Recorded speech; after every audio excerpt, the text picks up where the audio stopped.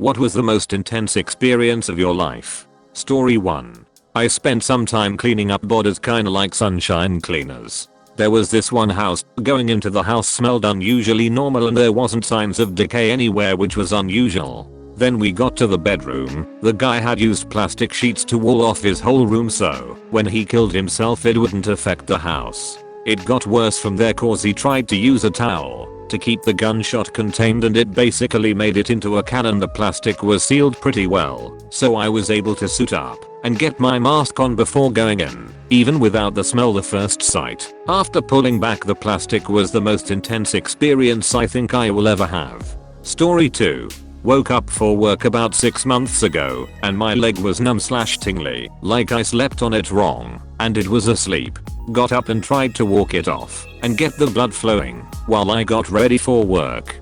Did that for about an hour with no change. By this time I was feeling really strange. Started discharging whatever was in my stomach/guts explosively from both ends. Meanwhile, my leg has steadily started to swell and become very painful even though it was still sleeping. Call my boss and tell him what's going on and that I need to take a personal day. He tells me that I sound very strange and to go see a doctor. By this time my leg is swollen so big that it feels like my skin would split. Muscles are contracting to the point my leg is rock hard. I can't even bend my knee. Drag myself on my stomach to the bathroom to evacuate whatever is left inside me.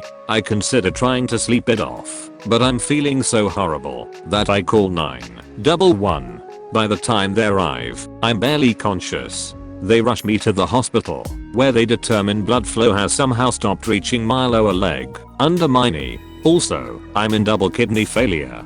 Doctors are stumped. Their life flight be to Pittsburgh UPMC. I'm rushed to surgery, where they split my leg from my crotch to ankle on the inner side and waist to ankle on the outer side, in order to relieve the pressure from swelling.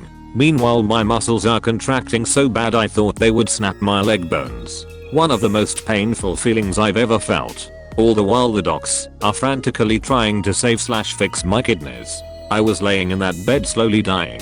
Apparently the circulation was cut off to my leg as I slept, causing the calf muscle to die. When that happens, the muscles release lots of chemicals/toxins. My problem was it released a massive amount of potassium and my kidneys couldn't handle it. Finally the surgeons tell me that they will have to go in and remove the dead tissue, but there is a small chance they may have to remove some of my leg. Well, when I wake from the anesthesia, I can tell something's not right.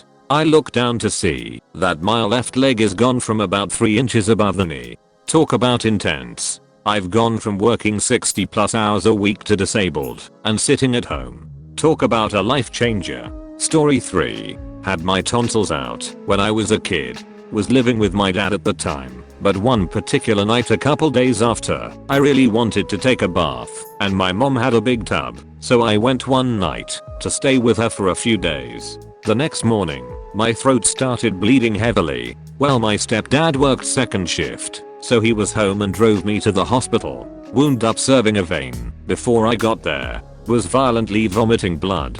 They had to stick a hot iron down my throat to stop the blood. Lost 4 pints total. Had 3 transfusions. Said if I was at my dad's and home alone, I probably wouldn't have made it. Was less than awesome. Story 4. When I was in 3rd grade my family lived on the 2nd floor of an apartment complex. My sister was 10 years older than me and she and I used to roughhouse a lot. She was bigger and stronger than me and I was a very scrawny kid, but I loved fighting with her. It was fun.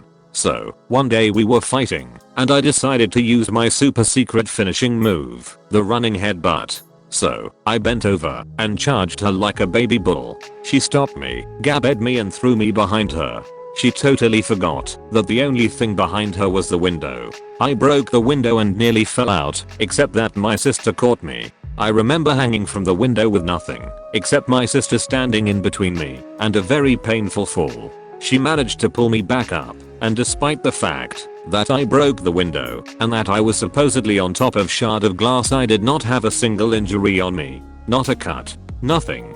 It was intense. She was so sorry that she made me some popcorn, got me a soda, and we sat down and watched Brother Bear. First time we saw it together. One of my classmates was outside when it happened, and she told my other classmates how I was screaming my head off during the incident. Fun day. Story 5. I was staying at my ex-girlfriend's place one night a few years back. I'll try to keep this short. It was in an apartment complex, and we were lying in front of the TV when all of a sudden these blood-curdling screams came from the floor above us. Not only screams but glass breaking. I ran upstairs to see what was going on, and saw a guy with a gun breaking down her front door. When he saw me, he pointed the gun at me, so I ducked back into the stairwell, and ran back to the apartment to call the cops. I locked our door just in case. As we were waiting for the cops to show up, the screams were coming from outside, downstairs this time. I ran to the balcony. We were on the second floor, and I saw a woman running with the guy giving chase. I ran downstairs to help. I guess there was more fight than flight, and as I came around the corner he shot her twice right in front of me and turned the gun on himself. He died right there on the sidewalk. Unfortunately, she survived that terrible ducking ordeal. I still think about it every week. Story 6. My mom called me as a suicide note. I live 16 hours away and had to talk to her after she took 2 months worth of strong painkillers and prescription sleep aids. She had driven her car to an abandoned parking lot and had no idea where she was. She couldn't answer any of my questions about how much she took, how long ago she arrived there, but I kept talking to her until suddenly there was just silence on the other end of the phone. I thought she died. Right there on the phone with me, I thought my mother had died. Luckily my husband called my grandpa who lives near her, and because they share the same wireless plan, the customer service agent walked him through pinging her phone and getting her location. My sister rushed there, just beating the ambulance, and they were able to save my mother's life. She was in a coma for about a week and is only now getting her life back together. She's had to make big changes to her life that unfortunately she's not financially able to do, but she's trying hard, and I'm proud of her. But my god, that moment on the phone, when I was screaming for my mother and there was no response, still haunts me and my husband.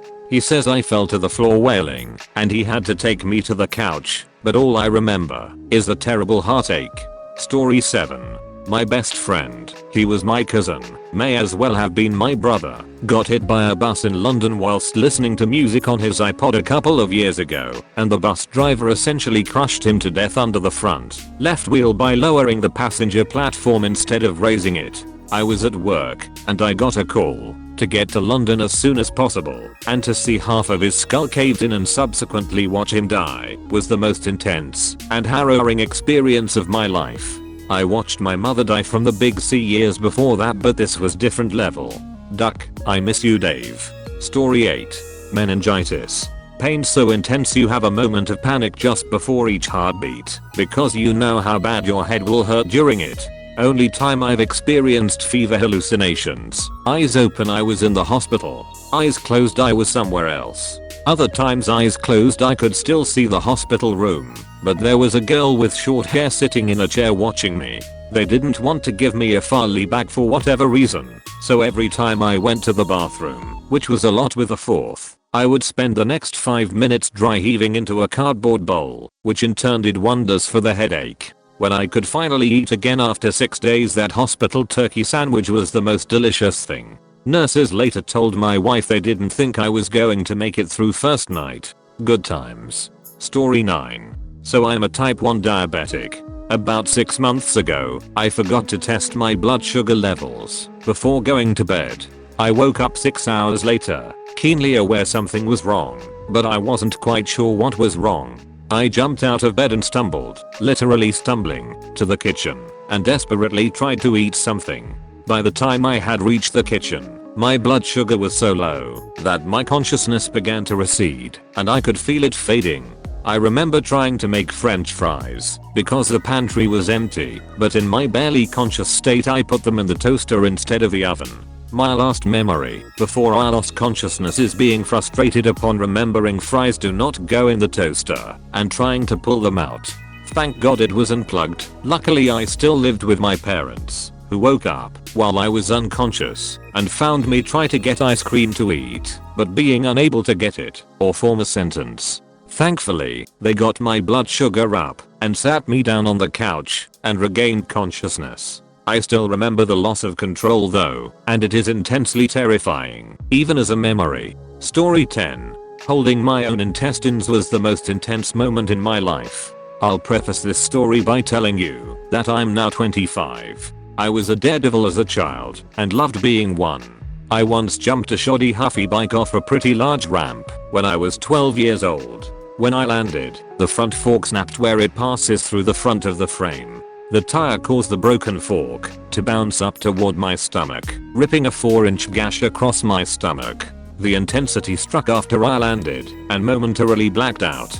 When I regained vision, I got up off the ground via my hands and knees. When I looked down, my lower intestines were hanging outside of my body. I had to cup my hand under the gash to keep them from falling further out. The scariest thing was, I was over at my mom's friend's neighbor's house under no supervision. Holding my guts, I walked from the neighboring house back to where my mom was before hightailing our asses to the nearest hospital. Story 11. Staring into the eyes of a stranger to whom I was giving CPR, resuscitation, and watching him die. I think a part of me went to, I hope I can grow that back by living a worthy life. 1992, April. He was 63. I was 25. It still hurts. Thanks for watching. Subscribe for more daily videos.